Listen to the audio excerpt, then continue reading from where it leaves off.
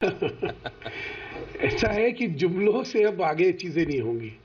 अब तो चुनाव हो गए, जनादेश आ गया और इस जनादेश के बाद अब जनता की सेवा करने का समय है। उसी जनादेश को तो तो अब दिखा तो रहा है ये। गंभीर और काम। कई कई युवाओं को, कई लोगों को एक सवाल आपसे पूछना है। हमारा जो दिल्ली दरबार कार्यक्रम शाम को होता है उसमें कई युवाओं ने पूछा भी है, क्या बीजेपी ये वादा करती है कि दिल्ली के विकास के लिए कोई राजनीति नहीं करेगी आम आदमी पार्टी के साथ और पूरा पूरा सहयोग देगी?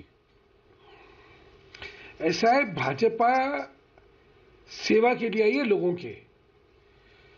कोई दूसरा अगर सेवा कर रहा है और उद्देश्य से एक ही है, ध्येय एक ही है, तो उसमें सहयोग होना चाहिए। इसमें तो कोई दो राय है ही नहीं।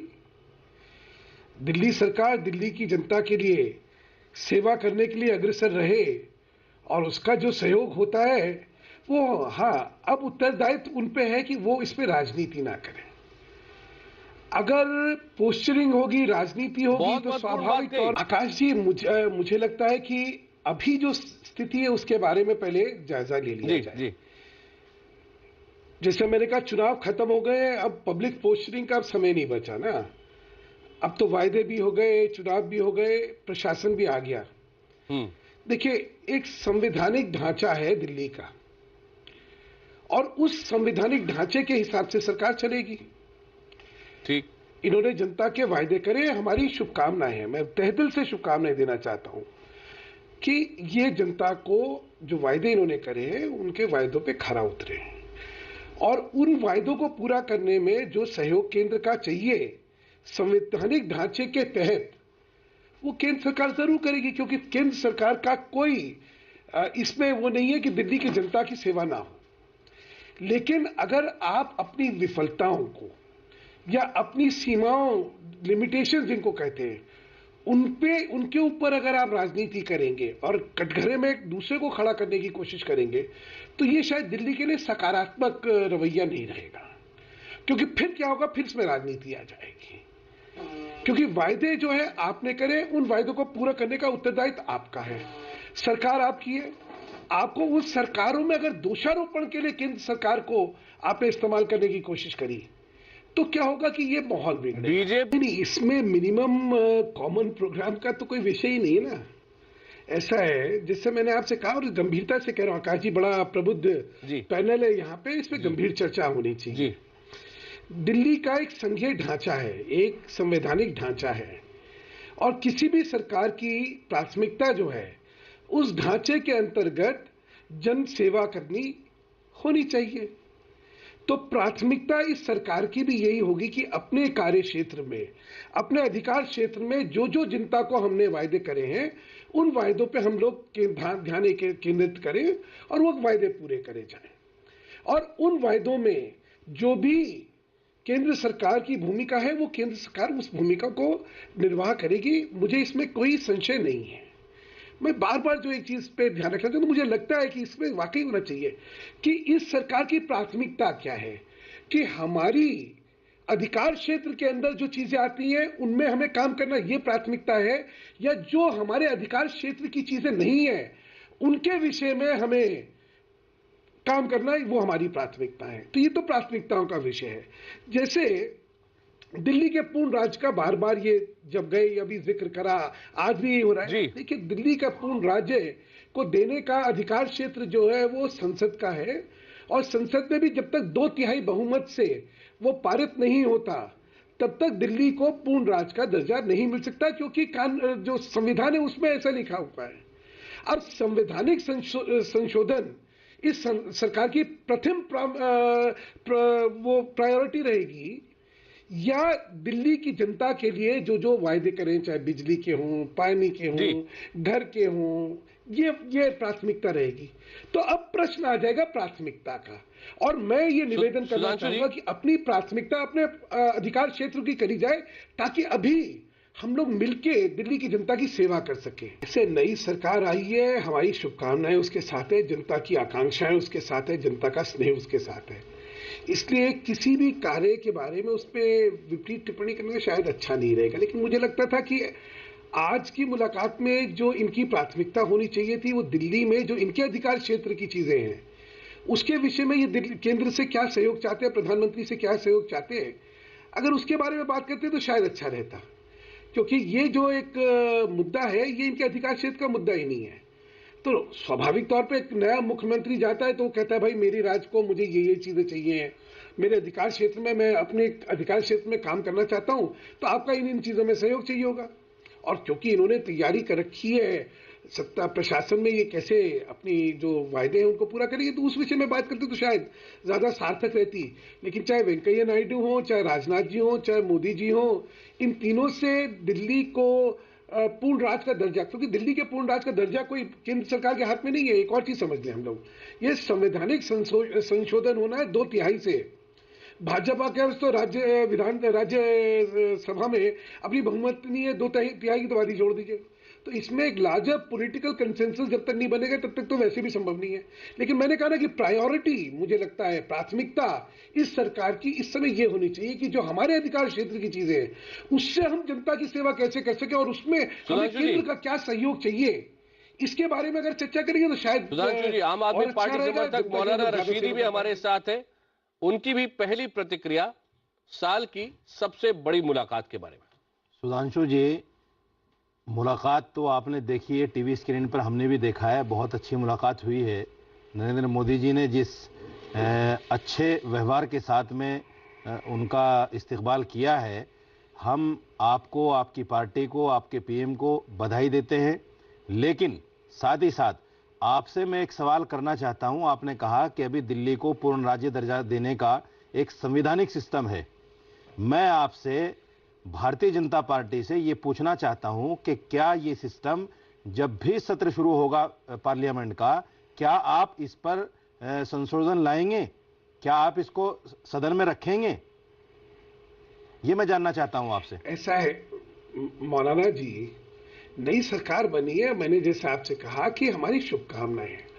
पहले उन चीजों पे चर्चा कर लें जिन चीजों में जनता के हित में आपने। सर सवाल से भाग रहे हैं आप, सर सवाल से भाग रहे हैं मेरे आप। नहीं, मेरे सवाल से भाग रहे हैं आप मुझे ये बताइए कि क्या बीजेपी नहीं क्या दिल्ली वासियों के लिए, सर दिल्ली वासियों के लिए, दिल्ली के लोगों के लिए क्या बीजेपी ये अहम कदम उठाएगी? मेरा सवाल ये है, आप इसका जवाब दीजिए। इस समय तो वो विषय है, नई सरकार है। देखिए, मैं नई सरकार के साथ बिल्कुल किसी भी चीज के बारे में। सर इसका जवाब क्यों आप नहीं दे रहे? इसका मतलब ये है कि आपके मन में कहीं ना कहीं, आपके मन में कहीं ना कहीं राजनीति करने का है कि हम राजनीति करेंगे इस मुद्दे पर, जैसा आप बिहार में कर रहे हैं, जैसा आप झारखंड में कर रहे हैं। इसका मतलब कहीं ना कहीं राजनीति करने के मूड में है आप लोग। देखिए आकाश, मौलाना साहब, ये मैंने अभी आपसे कहा था ना, मैं राजनीति कर रहा हूँ या कौन कर रहा है तो जनता देख रही है। आप राजनीति कर रहे हैं सर।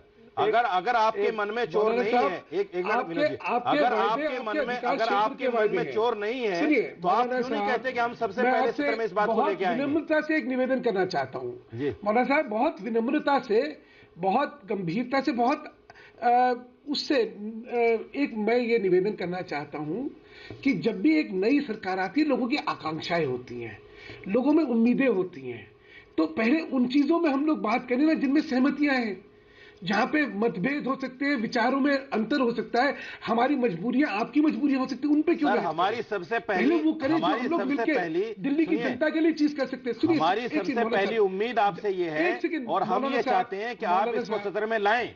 हमारी सबसे पहली उम्मीद आपसे ये है कि आप इसको पहले सत्र में लाएं। मैं मानता हूं दिल्ली की जनता को बिजली, सुनिए, आपकी प्राथमिकता दिल्ली की जनता को बिजली, पानी, सड़क। सर मेरी समझ में नहीं आ रहा है कि आप इस मुद्दे से क्यों हटना चाह रहे हैं? ये सारी चीजें वो है। नहीं, आप इस मुद्दे से हटना क्यों चाह रहे हैं? आप साफ तौर से ये क्यों नहीं कह देते कि हमें आपके साथ राजनीति करनी है, हमें आपका साथ ही नहीं देना है? दिल्ली की जनता को एक अच्छी सरकार मिले, विकास का काम हो, जो आपका मोदी जी का नारा है वो विकास दिल्ली की जनता को मिले, आप चाहते ही नहीं है इसका मतलब? अच्छा एक मिनट, और रामकृपाल जी अभी हमारे साथ नहीं, विनोद जी हमारे साथ है। सुधांशु जी आप पूछे, क्या पूछना चाह रहे हैं आप? क्या कहना चाह रहे हैं? आप हम दोनों की बातें सुन रहे हैं। हम दोनों जो है नई सरकार के विषय में कौन राजनीति करना चाह रहा है? मैं जब कह रहा हूं कि जो आपके अधिकार के क्षेत्र की चीजें उसके बारे में हम लोग चर्चा करें ताकि सहमति से जनता की हम लोग सेवा कर सके, हमारा सहयोग पूरा रहेगा, ये राजनीति है। ये जो इनके अधिकार की क्षेत्र की चीजें नहीं है उसके बारे में हम लोग बहस में पड़े, ये राजनीति है। मुझे नहीं लगता, मैं बहस में मैं नहीं चाहता, क्योंकि दिल्ली की जनता हमारे लिए सर्वोपरि है। उन्होंने आपको अपना जनादेश दिया है, उस जनादेश को उसका सम्मान करते हुए, पालन करते हुए आपका हमें सहयोग देना चाहिए। आपके अधिकार में जो क्षेत्र में चीजें हैं उसमें हम आपका सहयोग देकर दिल्ली की जनता की सेवा करें। ये इसमें राजनीति है क्या कोई?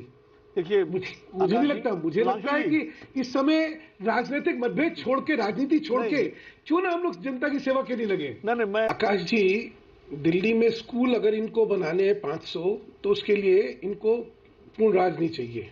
इनको 20 कॉलेज खोलने हैं, पूर्ण राज नहीं चाहिए। बिजली में इनको जो भी करना है वो इनके अधिकार क्षेत्र का है। पानी में जो करना है इनके अधिकार क्षेत्र का है। सुधांशु जी, अगर हमें स्कूल खोलने हैं तो हमें जमीन चाहिएगी। जमीन हमें कौन देगा?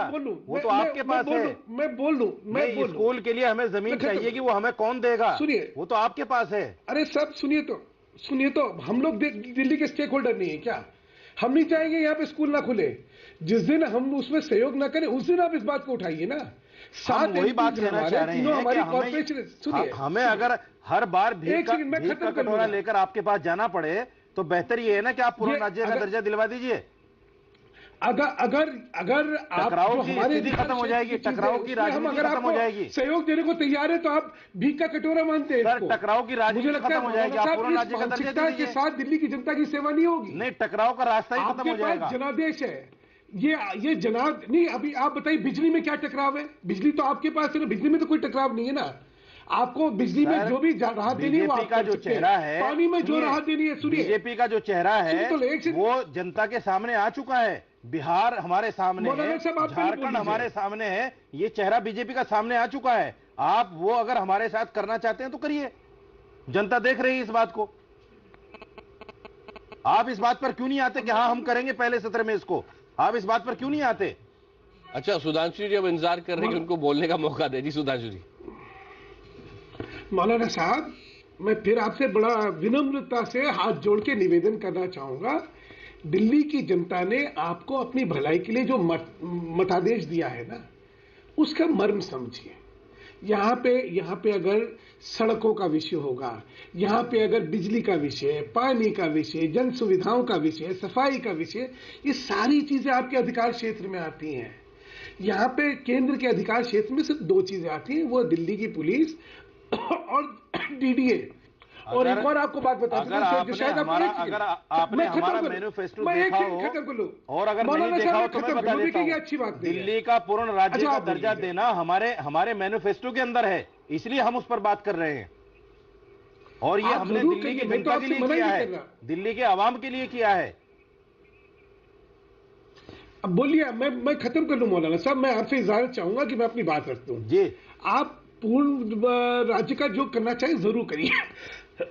जब आपको जगह की बतला दे तो शायद उसका आपको ज्ञान ना हो कि जगह का अधिग्रहण जो होता है वो दिल्ली सरकार करती है। डीडीए जो है, डीडीए जो भी जगह लेती है उसको वो जगह दिल्ली सरकार मुहैया करवाती है। तो आप जो कह रहे हैं कि हम हाथ जोड़ के जाएंगे, नहीं, ऐसा नहीं है। उस जगह का अधिग्रहण जो है वो सारा दिल्ली सरकार करती है।